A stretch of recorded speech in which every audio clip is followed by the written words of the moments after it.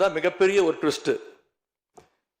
பிளவுபட்ட குரூப்ல இருக்கக்கூடிய ஒரு தலைவரோட வீட்டுக்கு ஒரு புது சோஃபா போகுது. சோஃபா பின்னாடியே புது முதலமைச்சரும் அந்த தேர்தல் நேரத்தில் ஊழல் சக்தின்னு சொன்னீங்க. ஆனா இன்னைக்கு சோசியல் மீடியாவில் மக்கள் உங்களை பார்த்து கேள்வி கேட்க ஆரம்பிச்சிட்டாங்க. என்ன கேட்கிறாங்க தெரியுமா? அந்த ஊழல் சக்தியோடு சேர்ந்து இருக்கக்கூடிய ஆளுங்கட்சிய இப்ப என்ன சக்தின்னு கூப்பிட போறாங்க. கிளீன் கவர்மெண்ட் சொன்னாங்க. இதுதான் உங்க கிளீன் கவர்மெண்ட்டுடைய லட்சணமானு மக்கள் கேட்க ஆரம்பிச்சிட்டாங்க. இப்படி நீங்க கூவத்தூரையும் மிஞ்சுற அளவுக்கு அடிக்கிற கூத்த பார்க்கும் போது இந்த அரசு எத்தனை நாளைக்கு நீடிக்க போகுதுன்னு மக்களுக்கு அந்த சந்தேகம் வர ஆரம்பிச்சிருச்சு. முதல் கோணலே முற்றிலும் கோணல்ன்ற மாதிரி உங்க நடவடிக்கை எல்லாமே இன்னைக்கு நடந்துகிட்டு இருக்கு. இப்படி எம்எல்ஏக்களை எல்லாம் கடன் பெற்று ஆட்சி நடத்துகின்ற முதலமைச்சர் தான் அளித்துள்ள போலி வாக்குறுதிகளை நிறைவேற்ற முடியாதுன்னு தெரிஞ்ச உடனே முந்தைய அரசு, அதாவது எங்களுடைய அரசு, வளர்ச்சிக்காக பெற்ற கடன் குறித்து தவறான கருத்துக்களை தந்து மக்களை இன்னைக்கு திசை திருப்ப முயற்சி செஞ்சு கொண்டிருக்கிறார். பெரும்பான்மையும் இல்லாத, அரசியல்ல அடிப்படை நேர்மையும் அல்லாத இந்த அரசு நல்லாட்சி தரும், தமிழ்நாட்டு மக்களுடைய உரிமைகளுக்காக போராடும்னு மக்களுக்கு துளியும் நம்பிக்கை இல்லை. முக்கியமான ஒரு விஷயத்தை இங்க நான் பதிய வைக்க விரும்புகிறேன். உங்களுக்கு ஓட்டு போட்ட மக்களே நடக்கிறதையெல்லாம் பார்த்துட்டு ஒரு பெரிய தப்பை பண்ணிட்டோமோன்னு இன்னைக்கு வருத்தப்பட ஆரம்பிச்சிட்டாங்க. மக்களுடைய அந்த உணர்வை வெளிப்படுத்தும் விதமா இந்த ஓட்டெடுப்பில் கலந்துக்காம திராவிட முன்னேற்ற கழக உடன்பிறப்புகள் உறுப்பினர்கள் நாங்க வெளிநடப்பு செய்ய போறோம். நாங்க வெளிநடப்பு செஞ்சாலும் அதனால பேரவையுடைய எண்ணிக்கை அளவு குறைஞ்சு நீங்க நிச்சயம் இந்த வாக்கெடுப்புல வெற்றி பெறதான் போறீங்க. அப்படி வெற்றி பெற்ற பிறகாவது மக்களுடைய நம்பிக்கையை காப்பாற்றுற மாதிரி உங்களுடைய பணிகள் இருக்கணும். உழைங்க. எங்க தலைவர் திரு முத்துவேல் கருணாநிதி ஸ்டாலின் அவர்கள் கடந்த 5 வருஷமா ஒவ்வொரு குடும்பத்துக்கும் பார்த்து பார்த்து திட்டங்களை நிறைவேற்றி கொடுத்தார். அந்த திட்டங்களை எல்லாம் நீங்க தொடரணும். தயவு செஞ்சு அதில் அரசியல் செய்ய வேணாம். ஏன்னா இந்த மாசம் 15ஆம் தேதி கலைஞர் மகளிர் உரிமை தொகை 1,31,00,000 தாய்மார்கள் காத்துக்கிட்டு இருக்கிறாங்க. இந்த 1000 ரூபாய் வருமா அப்படின்னு காத்துக்கிட்டு இருக்கிறாங்க. அதே மாதிரி புதுமை பெண் திட்டம், தமிழ் புதுவன் திட்டங்கள்ல காலேஜ் போற ஸ்டூடெண்ட்ஸ் அவங்களுக்கு வர மாசம் வர கல்வி ஊக்கத்தொகை 7ஆம் தேதி கொடுத்துருக்கணும். இது வரைக்கும் வரல. அவங்களும் காத்துக்கிட்டு இருக்கிறாங்க. இப்ப ஸ்கூல் இல்லைனாலும் ஜூன் 2ஆம் தேதி ஸ்கூல்ல ரீஓபன் பண்ண போறாங்க. அப்ப காலை உணவு திட்டத்துக்காக பள்ளி மாணவர்கள்லாம் காத்துக்கிட்டு இருக்கிறாங்க. இப்படி பல்வேறு திட்டங்கள் இருக்கு. நான் முதல்வன் திட்டம், தாய் மாணவர், அன்பு கரங்கள்னு பல்வேறு திட்டங்களுடைய பயனாளிகள்லாம் ஆவலோடு காத்துக்கிட்டு இருக்காங்க. இந்த அரசு என்ன செய்ய போகுதுன்னு காத்துக்கிட்டு இருக்கிறாங்க. அதனால நான் உங்ககிட்ட கேட்டுக்கொள்றது, மாண்புமிகு முதலமைச்சர் அவர்கள் பதவியேற்றதும் தன்னுடைய முதல் உரையில அவகாசம் வேணும்னு கேட்டீங்க. நிச்சயம் அவகாசம் எடுத்துக்கோங்க. ஆனா காத்துக்கிட்டு இருக்க அத்தனை பேரையும் ரொம்ப காலம் காக்க வச்சிடாதீங்க. அது மட்டும் இல்ல, தேர்தலுக்கு முன்னாடி பல கவர்ச்சியான வாக்குறுதிகளையும் நீங்க கொடுத்திருக்கிறீங்க. மக்கள் அதுவும் ஞாபகம் வச்சிருக்கிறாங்க. மகளிருக்கு மாசம் 2,500 ரூபாய், ஆண்டுக்கு 6 சிலிண்டர், தங்க செயின், மோதிரம், பட்டுப்புடவை, வேலையில்லா இளைஞர்களுக்கு உதவித்தொகைன்னு அந்த லிஸ்டும் நீண்டுட்டே இருக்கு. பெரிய லிஸ்ட் தான். அதுல ஒரு சில வாக்குறுதிகளாவது முதல் கையெழுத்துல நீங்க நிறைவேற்றுவீங்கன்னு மக்கள் எதிர்பார்த்தாங்க.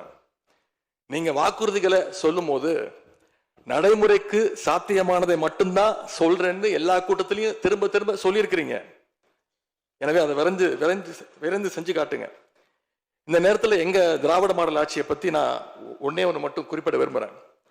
நாங்க ஆட்சிக்கு வரும்போது 2021 கடுமையான கோவிட் பெருந்தொற்று காலம், செகண்ட் வேவ். அப்ப மாநிலத்துடைய பொருளாதார வளர்ச்சி எவ்வளவு தெரியுமா? வெறும் 0.7%. அந்த நிலையிலையும் எங்க தலைவர், எங்க முதலமைச்சர் அப்போ முதல் கையெழுத்திலேயே மகளிருக்கு விடியல் பயண திட்டத்தை கொடுத்தார். முதல் நாளே எல்லா குடும்பங்களுக்கும் 4,000 ரூபாய் லாக்டவுன் உதவித்தொகையை எங்க முதலமைச்சர் கொடுத்தார். ஆவின் பால் விலை குறைப்பு, இப்படி முதல் நாளே 5 கோப்புகள்ல கையெழுத்து போட்டார். ஒரே மாசத்துல தேர்தல் அறிக்கையில் சொன்ன மாதிரி பெட்ரோல் விலைய லிட்டருக்கு 3 ரூபாய் குறைப்பதற்கான உத்தரவையும் எங்க முதலமைச்சர் போட்டார்.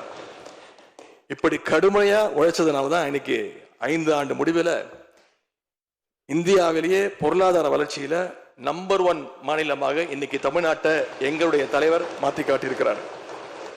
நாங்க நம்பர் 1 மாநிலமா மாத்திட்டு தான் ஆட்சியை விட்டு போயிருக்கோம். உங்க ஆட்சியை பொறுத்த வரைக்கும் வெறும் இன்ஸ்டாகிராம்ல ரீல்ஸ் ஆட்சியா இல்லாம ரியல் ஆட்சியா நடத்துங்க. அது மட்டும்தான் மக்களுடைய கோரிக்கை. எங்களுடைய தலைவர் திராவிட முன்னேற்ற கழகத்துடைய தலைவர் முத்துவேல் கருணாநிதி ஸ்டாலின் அவருடைய கட்டளையின்படி நீங்க ஆட்சியை தொடர நாங்க தடையா இருக்க விரும்பல. அந்த வகையில பேரவையிலிருந்து நாங்க வெளிநடப்பு செய்யறோம். நன்றி, வணக்கம்.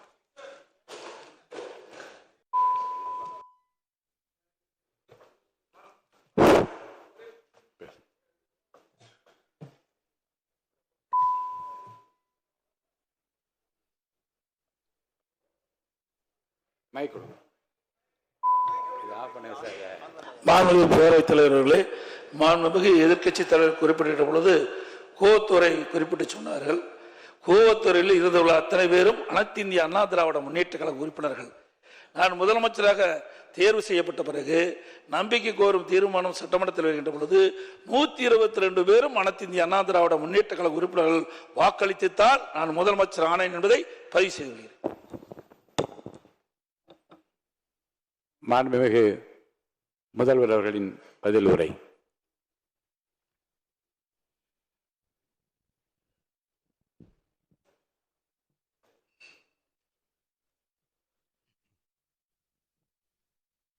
மாண்புமிகு பேரவைத் தலைவர் அவர்களே,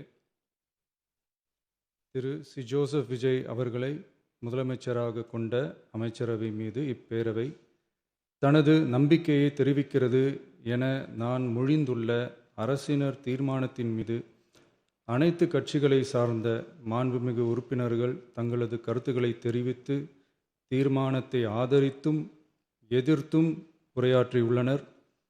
உரையாற்றிய உறுப்பினர்கள் அனைவருக்கும் என்னுடைய நன்றியை முதற்கண் தெரிவித்துக் கொள்கிறேன். இந்திய தேசிய காங்கிரஸ் கட்சி சார்பாக உரையாற்றிய மாண்புமிகு திரு சே. ராஜேஷ்குமார் அவர்கள் தீர்மானத்தை வரவேற்றதோடு மட்டுமல்லாமல் மதசார்பற்ற அரசுக்கான ஆதரவு என கூறினார்கள். நிச்சயமாக இந்த அரசு மதசார்பற்ற அரசாகத்தான் செயல்படும் என்கிற உறுதியை தெரிவித்துக் கொள்கிறேன்.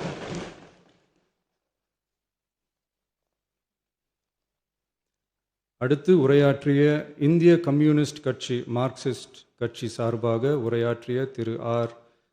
செல்லசுவாமி அவர்கள் இந்த தீர்மானத்தை வரவேற்று முழுமையான ஆதரவு தெரிவித்துள்ளார்கள். விடுதலை சிறுத்தைகள் கட்சி சார்பாக உரையாற்றிய மாண்புமிகு உறுப்பினர் திரு வன்னி அரசு அவர்கள் உரையாற்றுகையில் நம்பிக்கை வாக்கெடுப்பில் வெற்றி பெற்று இந்த அரசு 5 ஆண்டுகள் தொடரும் என நம்பிக்கை தெரிவித்தமைக்கு என்னுடைய நன்றியை தெரிவித்துக் கொள்கிறேன். ஆதரிப்பவர்களுக்கு மட்டுமான அரசல்ல, எதிர்ப்பவர்களுக்கான அரசும் இது என சுட்டிக்காட்டியமைக்கு எனது நன்றியை தெரிவித்துக் கொள்கிறேன். முந்தைய அரசுகளால் கொண்டு வரப்பட்ட முக்கிய மக்கள் நலத்திட்டங்கள் தொடரும் என்ற உறுதியை தெரிவித்துக் கொள்கிறேன். இந்திய யூனியன் முஸ்லீம் லீக் கட்சியின் சார்பாக உரையாற்றிய மாண்புமிகு திரு ஆமு ஷாஜகான் அவர்கள் தீர்மானத்தை வரவேற்று வரலாற்று சாதனை இந்த அரசு படைக்கும் என வாழ்த்தியுள்ளார்கள். மாண்புமிகு உறுப்பினர் திரு எஸ். காமராஜ் அவர்கள் தீர்மானத்தை வரவேற்று உரையாற்றியுள்ளார்கள். இந்திய கம்யூனிஸ்ட் கட்சி சார்பாக உரையாற்றிய மாண்புமிகு திரு ராமச்சந்திரன் அவர்கள் தீர்மானத்தை வரவேற்று பேசியுள்ளார்கள். தேசிய முற்போக்கு திராவிட கழகத்தின் சார்பாக உரையாற்றிய மாண்புமிகு உறுப்பினர் திருமதி பிரேமலதா விஜயகாந்த் அவர்கள் உரையாற்றுகையில் எதிர்கட்சிகளை எதிரி கட்சிகளாக நினைக்காமல் எங்கள் அரசு செயல்படுவது குறித்து குறிப்பிட்டு வாழ்த்து தெரிவித்தமைக்கு என்னுடைய நன்றி. மேலும் ஓரிரண்டு கருத்துக்களை தெரிவித்து தெளிவுபடுத்த வேண்டுமென்று கேட்டுக்கொண்டார்கள். I will rethink about it. தமிழ்நாட்டை ஆண்ட பல்வேறு கட்சிகளை சார்ந்த அரசுகள் இந்த நாட்டு மக்களின் நலனை முன்னிலைப்படுத்தி தீட்டிய திட்டங்கள் சமூக நீதிக்கு முன்னுதாரணமாக திகழ்ந்து நிறைவேற்றப்பட்ட சட்டங்கள் எங்கள் கட்சியின் கொள்கை தலைவர்களின் எண்ணங்கள் என இவற்றை மனதிலே கொண்டு எங்களுடைய ஆட்சி நடைபெறும் என்கிற உறுதியை மட்டும் தெரிவித்துக் கொள்கிறேன். பாரதிய ஜனதா கட்சி சார்பாக பேசிய திரு எம். போஜராஜன் அவர்கள் நடுநிலை வகிப்பதாக தெரிவித்து உரையாற்றியுள்ளார்கள். பாட்டாளி மக்கள் கட்சியின் சார்பாக அடுத்து உரையாற்றிய மாண்புமிகு முனைவர் திருமதி சௌமியா அன்புமணி அவர்கள் உரையாற்றுகையில் விவசாயிகள், இளைஞர்கள், மகளிர் நலன், மது ஒழிப்பு குறித்து செயல்படுத்தப்பட வேண்டிய திட்டங்கள் குறித்து குறிப்பிட்ட தீர்மானத்திலிருந்து விலகி நிற்பதாக தெரிவித்துள்ளார்கள். மகளிர் பாதுகாப்பிலிருந்து தவிர எந்த அரசு இம்மியளவும் இடம் தராது. அடுத்து உரையாற்றிய மாண்புமிகு திரு மு. தமிழன் அன்சாரி, மாண்புமிகு திரு கே. நித்யானந்தன், மாண்புமிகு முனைவர் எம்.எச். ஜவாஹிருல்லா, மாண்புமிகு திரு எடப்பாடி கே. பழனிசாமி அவர்கள் மற்றும் ஆகியோர் உரையாற்றுகையில் தீர்மானத்தை எதிர்த்து உரையாற்றியுள்ளார்கள். எதிர்க்கட்சி தலைவர் வெளிநடப்பு செய்துவிட்டார்கள். மாண்புமிகு திரு எஸ்.பி. வேலுமணி அவர்கள் தீர்மானத்தை ஆதரித்து உரையாற்றியுள்ளார்கள். குதிரை பேரத்தில் எமது அரசு ஈடுபடுகிறது என்று கருத்தை தெரிவித்த மாண்புமிகு உறுப்பினர் அவர்களுக்கு நான் ஒன்றை மட்டும் சொல்லிக்கொள்கிறேன். இந்த அரசு குதிரை வேகத்தில் செயல்படுகிற அரசே தவிர குதிரை பேரத்தில் ஈடுபடுகிற அரசு இல்லை என்பதை ஆணித்தரமாக தெரிவித்துக் கொள்கிறேன். நம் தமிழ்நாட்டின் முன்னேற்றத்திற்கு உழைத்த தலைவர்கள் வழிகாட்டிய கொள்கைகளிலிருந்து இம்மி அளவு விலகாமல் நிச்சயமாக இந்த ஆட்சி நடைபெறும். எனவே நான் மொழிந்துள்ள இத்தீர்மானத்தை மாண்புமிகு உறுப்பினர்கள் அனைவரும் ஏகமனதாக நிறைவேற்றித் தர வேண்டும் என்று கேட்டுக்கொண்டு அமர்கிறேன். முதலில் நம்பிக்கை தீர்மானத்தில் மக்களுக்கான இந்த ஆட்சியை, மனசாட்சி உள்ள மக்களாட்சியை ஆதரித்து வெற்றி பெற செய்த மாண்புமிகு உறுப்பினர்கள் அனைவருக்கும் நெஞ்சார்ந்த நன்றியை நமது அரசின் சார்பாக தெரிவித்துக் கொள்கிறேன். நடைபெற்று முடிந்த சட்டமன்ற தேர்தலில் எந்த அணியும் இல்லாமல் தனி அணியாக, தனி சிறப்புமிக்க அணியாக, மக்கள் அணியாக, மக்களை விரும்பும் அணியாக, மக்கள் விரும்பும் அணியாக களம் காண்டோம்.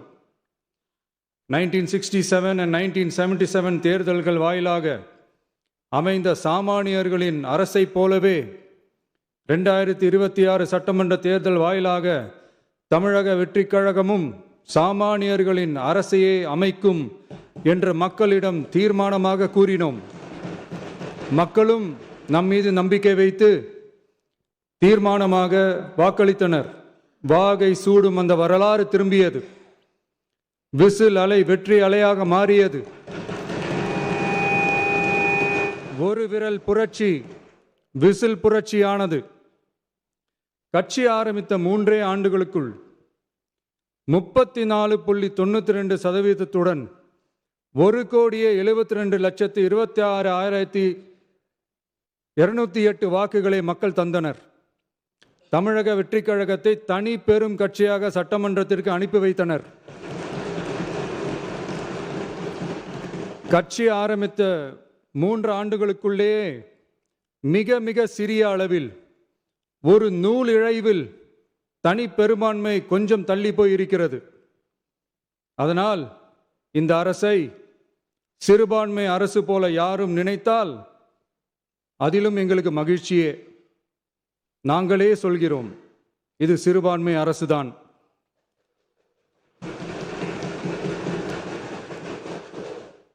சிறுபான்மை மக்களுக்கான பாதுகாப்பை உண்மையாக நிலைநாட்டும் அரசுதான்.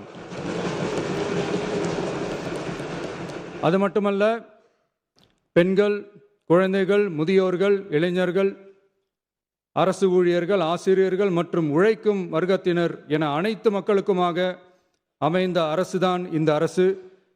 அந்த நம்பிக்கை அனைவருக்கும் ஏற்பட்டதால் தான் இந்த நம்பிக்கை தீர்மானத்தில் அது நிரூபிக்கப்பட்டிருக்கிறது. இந்த நேரத்தில் இந்த மாமன்றத்தில் நமது அரசு சார்பாக சில உத்தரவாதங்களை நான் தர வேண்டும் என்று விரும்புகிறேன். தமிழக வெற்றிக் கழகத்தின் கொள்கை தலைவர்களான தந்தை பெரியார், பெருந்தலைவர் காமராஜர், அண்ணல் அம்பேத்கர், வீரமங்க வேலு நாச்சியார், மக்கள் சேவகர் அஞ்சலை அம்மாள் ஆகியோரின் வழிகாட்டுதலுடன் இந்த மக்கள் அரசு மனசாட்சி உள்ள மக்களாட்சியை தரும் என்று உறுதியளிக்கிறேன். சமூக நீதி, சமநீதி, சம வாய்ப்புடன், உண்மையான உறுதியான ஜனநாயகத்துடன், மதச்சார்பற்ற சமூக நீதி கொள்கைகளுடன் இந்த அரசு நடக்கும். அதில் சிறிதும் மாற்றமில்லை. நம்முடைய இந்த ஆழமான நம்பிக்கையை மனதார நம்பி வாக்களித்த அனைத்து இயக்கங்களின் தலைவர்களுக்கும், அந்த இயக்கங்களை சேர்ந்த மாண்புமிகு உறுப்பினர்களுக்கும் மீண்டும் நன்றியை தெரிவித்துக் கொள்கிறேன். எம்மதமும் நம் மதமே, எல்லா மக்களும் நம் மக்களே, இதில் வாக்களித்தவர்கள் வாக்களிக்காதவர்கள் என்ற பாகுபாடே இருக்காது. இது எல்லோருக்குமான அரசு, இது சாமானியர்களுக்கான அரசு, இது சாதி மத எல்லைகளை கடந்த அரசு, இது பாகுபாடு காட்டாத அரசு, இது பண்பாடு காக்கும் அரசு, இது பண்பட்ட அரசு, அரசியல் காரணங்களுக்காக யாரையும் எதற்காகவும் புண்படுத்தாத அரசு. இதையெல்லாம் போக போக புரிந்து கொள்வார்கள். எனவே துள்ளி எழுந்து பதில் சொல்வதை விட எதிலும் துணிச்சலுடன் செயலாற்றி வெற்றி பெறும் அரசு இது. பதவிக்காக அதிகாரத்துக்காக அமைந்த அரசு அல்ல. நம்பிய மக்களுக்கு நன்றி கடன் செலுத்துவதற்காக அமைந்த அரசு. அதிகாரம் காட்டி மிரட்டும் அரசு அல்ல, அனைவரையும் அரவணைக்கும் அரசு. எவர் மீதும் வெறுப்பு காட்டும் அரசு அல்ல, எல்லோரையும் விரும்பும் அரசு. மக்களே முக்கியம், மக்கள் நலன் மட்டுமே முக்கியம். அதுவே எங்கள் ஒரே நிலைப்பாடு. எனவே மனசாட்சி உள்ள மக்களாட்சிக்கு ஆதரவளித்த அனைவருக்கும் மீண்டும் என்னுடைய நன்றியை தெரிவித்துக் கொள்கிறேன்.